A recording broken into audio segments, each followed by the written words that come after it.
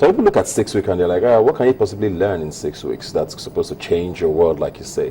What was the biggest thing you think you got from that, or you can get from that? Yeah, wow. From this experience, I was on the public management track. Okay. I was in Syracuse University in New York. Okay. And I was able to find out some of the best, international best practice in the area of transparency and accountability. For example, a professor in the school was able to show me his property taxes online through a system, and his neighbor, he was able to also show me his neighbor's property taxes. So if I feel that my neighbor earns more than I earn, or has a house which is a lot more valuable than mine, and I'm paying more taxes than he, I can easily check it. So, in Nigeria, for example, there's the Freedom of Information Act, but I don't know to what extent we've been able to make the best use of it. Yeah. So these are some of the things, and the idea behind this is for young people to know what exists globally and be able to bring it to bear locally. What was the biggest bring back for you? For me, it was volunteerism and collaboration. In Tulane University, one of the things they added to the entire program was our ability they made us intern in NGOs and organizations that were in line with what we're doing back home. So it was amazing to see the challenges that they faced were similar to the challenges we faced. But the way they went about it was mind-blowing. And for me, it was also the way community comes together to solve their problems and not just relying on the government. Because the community is accountable for themselves, they can make sure that their government is accountable to them as well. How practical are these things you came back with in Nigeria? I'm going to come to you because I know you mentioned, Freedom of Information Bill and all of that. How practical were some of the things you saw there and our reality in Nigeria today with bringing them back? I think, first of all, what is important is mindset. One thing that this fellowship did was to change one's mindset. If you can believe it, you can do it. Whatever the limitations, we can rise above it.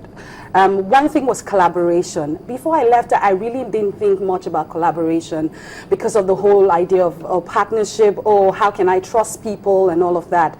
Recently, I have collaborated with Q Dance Center for my NGO, and that is working amazingly. Now the young people that we get out of the streets can go there, can train.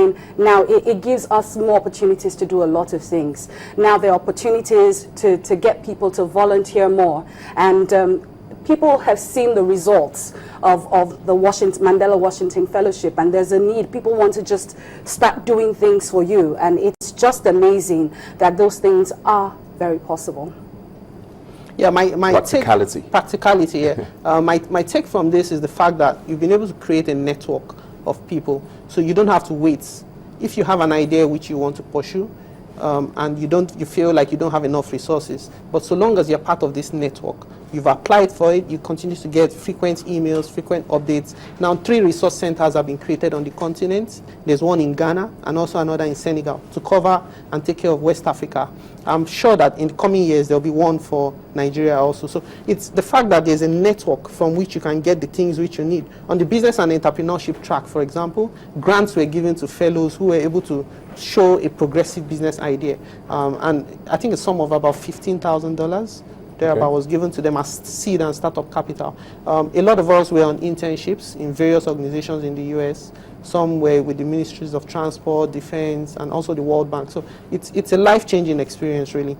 And it's targeted at the young people with a view to transforming their mindset. Because as a young person, obviously, you learn through your experiences and you get better by the day. If I should add to that is also the fact that, the people who are going there are already people doing stuff. And you're learning, so you're not just taking things hook, line, and sinker. We understand the context in which we operate better. But there's just something about having a creative mind and knowing that, okay, if they did it this way, I understand that things operate this way.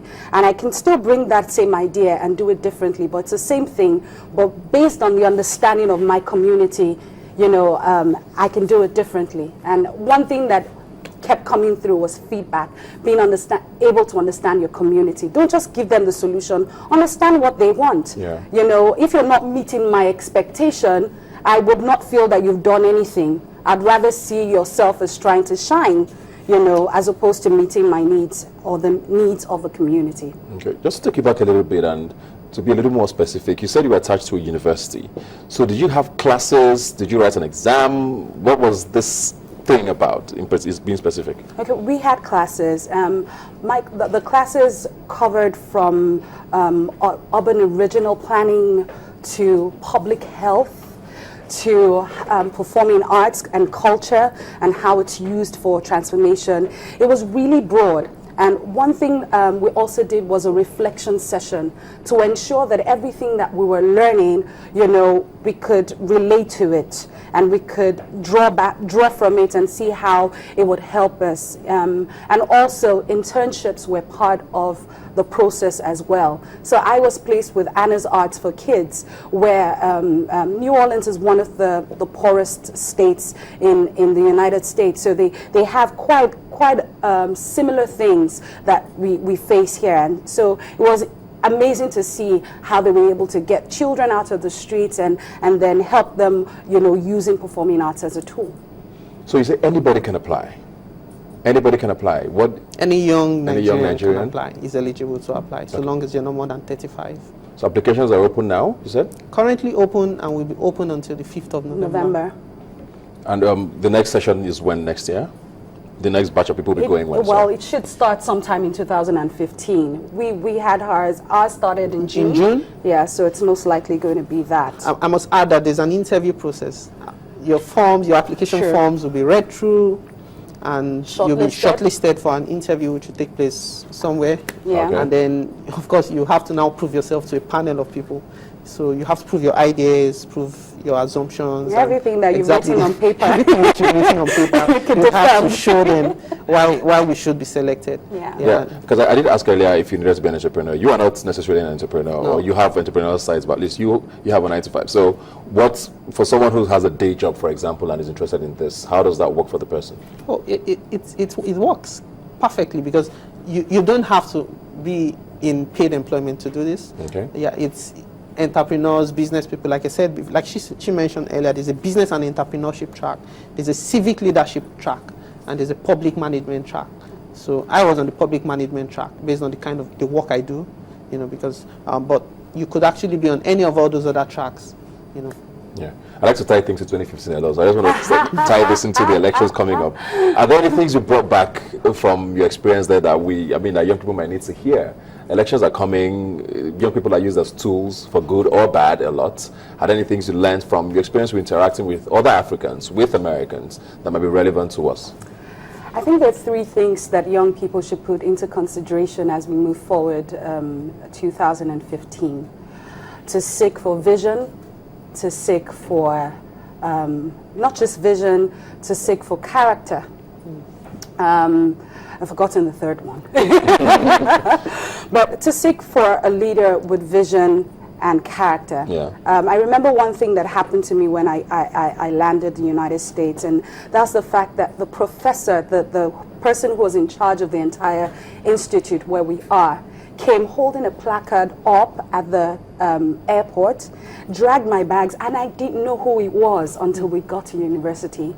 And I said that was just amazing. So they should look for people who seek to serve and not seek to just give them money and just make them do things that ordinarily they wouldn't want to do. Yeah, for me, I would say every politician in Nigeria should take a non-violent pledge.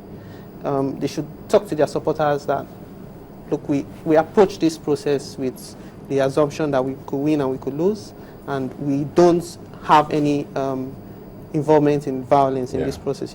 And secondly, I'd like to share the fact that most other Africans actually envy Nigerians, but we don't know.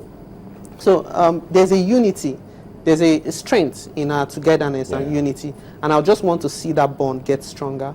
So let's look for leaders who believe in this country, who believe in the young people, and who will do things, set the path right for us. That's a very inspiring note to end all of this. But just to quickly, you said November 3rd is the deadline? November Give us the website. November 5th. Give us the website again. Yeah, www.youngafricanleaders.state.gov. Great stuff. The Mandela Washington Fellowship is open. If you're a young person under 35 is your opportunity to, not just go to America and hide, but at least go and gain something and come back and impact your society. Thanks for being here today, Rita. Thank Thanks you. for being here Thank today. you, Buka. It's been very enlightening. I might just apply. You never know. Yeah, you should.